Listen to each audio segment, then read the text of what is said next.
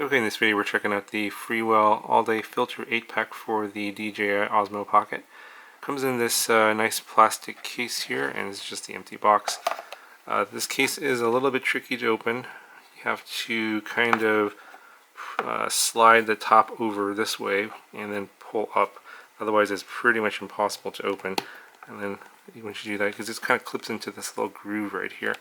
So inside here you get a nice cleaning cloth, which you're going to need because these things are fingerprint magnets, and these are the actual filters. So you got some standard ND filters here, and then we have 5 with the polarizing filter lens on there, and they actually rotate. And the box actually just shows you what comes in here. You get ND4, ND8, ND16, and then you have one is just a polarizing filter. And then this one here is the ND8 with the polarizer, ND16, ND32, and ND64 with the polarizer. To kind of show you where you should be using these. So from cloudy days all the way to very bright sunny days, and then obviously with the reducing glare for the ones with the polarizing lens. And it also shows you in the back here what each one does, how many f-stops are cut in terms of the light being cut down. So very detailed technical specs. Now these are very tiny, very light, so it doesn't affect the gimbal calibration at all. They just attach to the Osmo Pocket with some magnets. I guess this little ring here is a magnet, and just snaps on.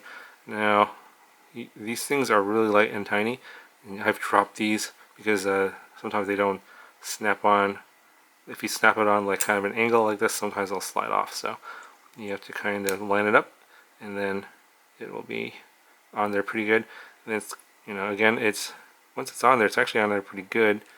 It's a little bit tricky to grab, and then if you don't grab it right, you can drop it. So be careful where you're manipulating this, because you don't want to be doing this over like water or somewhere where you might lose it, because it's pretty small and pretty easy to lose. Now all of the filters have the type on their labels. This is the ND4, and this is the one that has the polarizing lens on it. Now these are rotatable, so you can turn these, and as you turn them, if the polarizer goes off axis, it's going to change the amount of glare that's reduced. So I was testing this over on a lake where there's sunlight bouncing off the water, so you're going to have a lot of glare off the water, and that's what these polarizing filters are good for. Basically, you don't get that glare in your photo or video. And this one here, I think it's the ND, yes, the ND8. So when the white lines are lined up here, that's going to be your maximum of glare reduction. But if you turn it off axis by 90 degrees, then you're going to have less glare reduction, and it's going to act more like a standard ND filter without the polarizer. So that's how you would use it. Okay, so I'm not going to go into all of the nitty-gritty of why you would need an ND filter. Obviously, if you're watching this video, you have an idea if what it is and why you would want to use it. So I'm going to just go over how to use the ND filter on here. Obviously, if you've been using automatic settings, you probably don't want to be using it. These filters on here in the automatic settings, at least initially. There are probably some situations where it might be useful, but right now I have my Osmo Pocket in automatic settings, 4K 30 frames per second video, and let's go to that's the wrong menu. This is the video settings. Actually, I'm going to swipe down and then go into the main settings, and you want to turn on the Pro mode.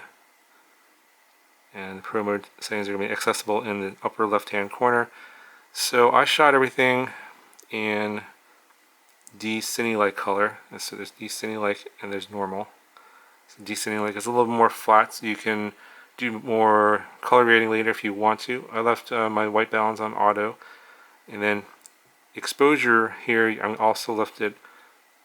Actually, you don't want to leave it on auto. You want to change this to manual, so you can adjust your shutter speed here. And so since I'm currently in 30 frames per second mode, you want to have your shutter speed at double your frame rate. So In this case, I want to set it to 1/60 since I'm shooting at 30 frames per second. If I'm shooting at 60 frames per second, I want to set the shutter speed to 1/120 instead. So you can adjust your shutter speed this way. And then you'll notice that when you're actually out and using this here, it shows you the exposure value there. It's at -1.7.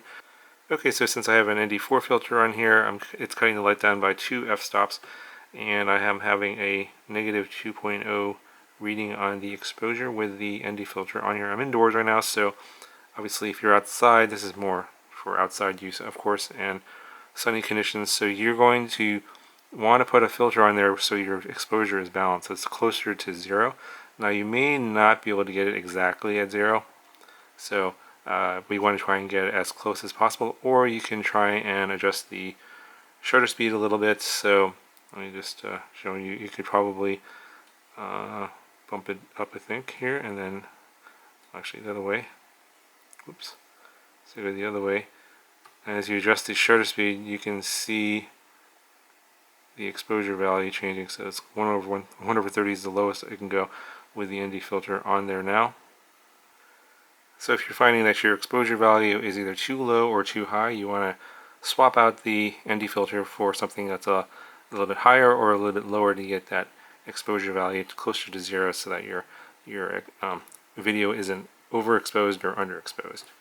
So that's pretty much it in terms of basic use of the filters and how you'd use them in manual mode, of course, here.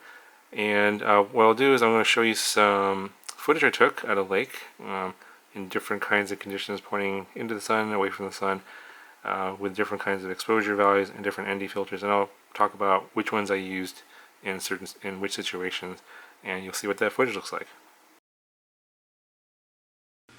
Okay, so here's an example of incorrect usage of the filters. This is a scene, it's very bright, and I'm using an ND32 with the polarizer off, and you can see that the scene is very overexposed and there's lots of glare coming off the water.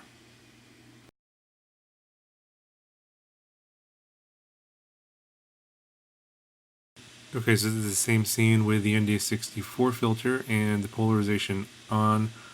And you can see that there's much less glare off the water, and the exposure is more balanced now. Obviously, this is a flat color profile that descending likes, so there's no color grading, so that's why it looks a little bit unusual, but this is going to be better for color grading because the scene isn't overexposed.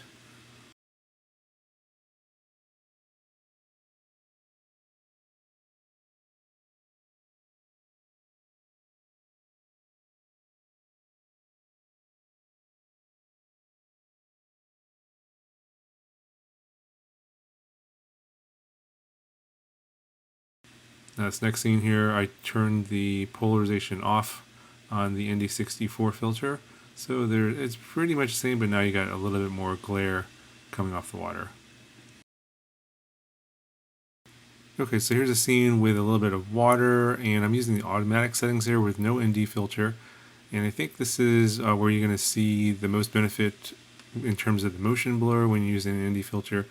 And you can't really see the motion blur as well in this unless you freeze the image. So when I freeze the video, you'll see that the water looks kind of frozen in time. You can actually see the water droplets. Now if I redo this scene here with the ND filter, I'm using an ND32 with the polarization on, and I freeze the video, now you can see that motion blur. So it's to certain people you can't tell the difference, but some people they just find that motion blur a little bit more pleasing, and the ND filters gives you that effect, especially with things that are moving here. And this water example is a pretty good example. Yeah, so that's going to do it for this video. It's a quick overview of the ND filters and some basic usage and where you might find it useful for your videos. Hope you find it helpful, and I will put some links down in the description where you can get this pack and also some other smaller packs if you don't need all the filters. They do break them down into smaller sets, and I'll put all those links down in the description if you're interested in checking them out. If you have any questions, let me know, and I'll talk to you guys in the next one.